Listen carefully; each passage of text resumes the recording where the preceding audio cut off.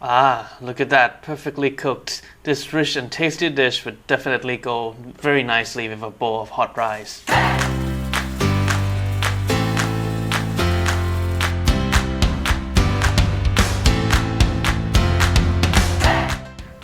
สวัสดีครับ and welcome back for another episode of Cook Thai with Momo. Today we'll be cooking a dish that I think the name is quite funny. It is called sushi.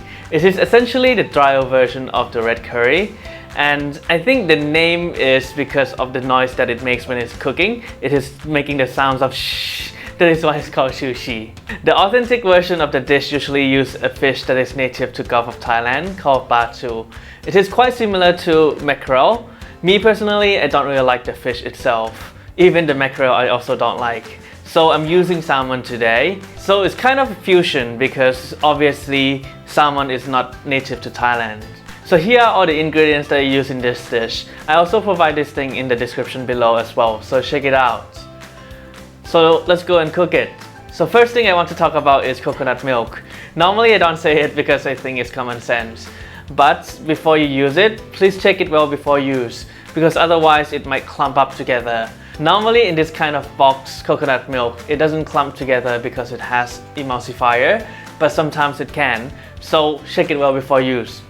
I'm using the chili here for sake of decoration, so it's totally optional, but it gives very good color contrast to the dish, so it makes it look a lot nicer.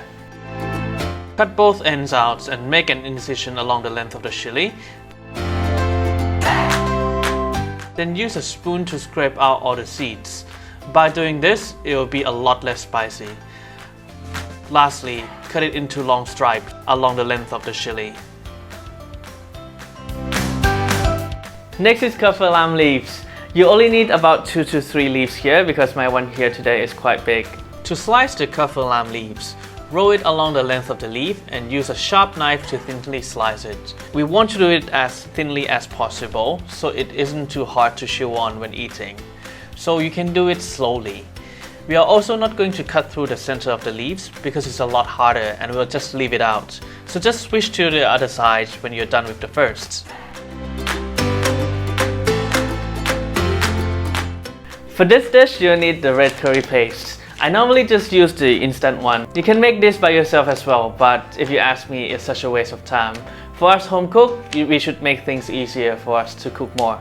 We use 1 tablespoon, but you can also use a bit less if you don't want it to be too spicy. One last thing before we move into the kitchen. Just use a kitchen towel and rub dry the fish before you cook it. This way, it will help the fish to cook evenly. As mentioned earlier, we normally use a fish similar to mackerel because of the strong curry taste, but I personally prefer salmon.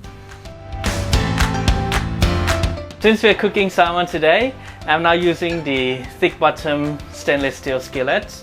This is one of the very few times that I use it in Thai cooking because normally we don't really need it.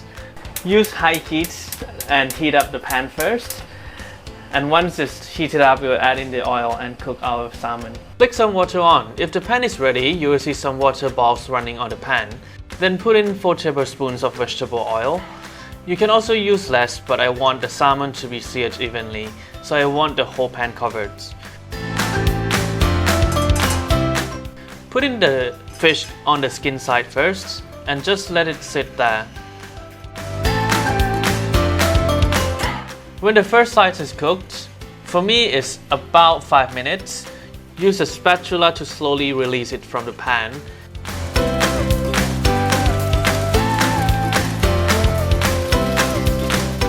Then flip it. I only cook it for another minute or so, then remove it from the pan.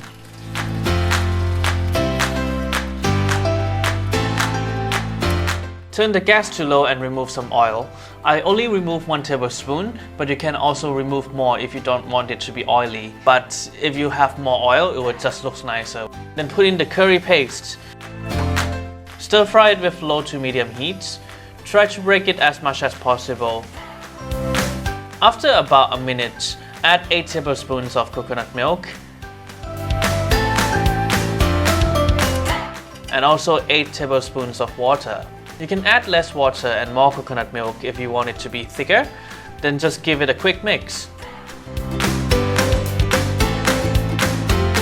Now for the seasoning, we want to have it a taste first, because most of the time if it's a pre-packaged curry paste, it is slightly salty already. In my case here, it is quite salty already, but I still prefer to put in some fish sauce so that it provides some more complexity to the flavor. Put in half a tablespoon of fish sauce and 1.5 teaspoons of sugar. Then give it a quick stir and make sure the sugar are all dissolved, and you're done with the sauce. Put the sauce on top and around the cooked salmon, and then put in kaffir lime leaves. Do it when the sauce is still hot. It will release a ton of flavors. Lastly, garnish with chili and some more coconut milk for better presentation.